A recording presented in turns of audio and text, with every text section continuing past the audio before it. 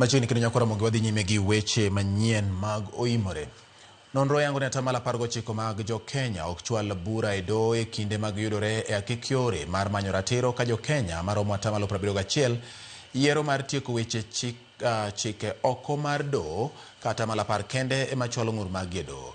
E kinde yawa yanga romo makende ma higa ka higa mar jong'ad buche mag Afrika ma Ugwe ma kinde ne timore boma ma Nairobi.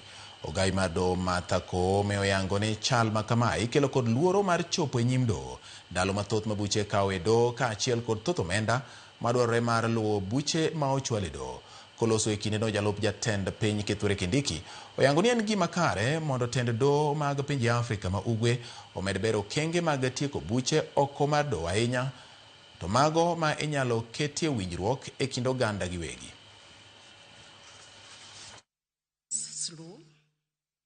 It remains costly, it remains distant, and many times intimidating. Let me say I'm one of those who also fear to appear before a court.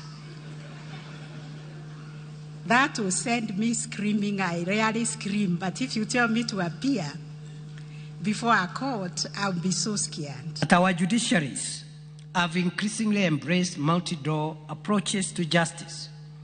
Mechanisms such as the alternative justice systems, AJS,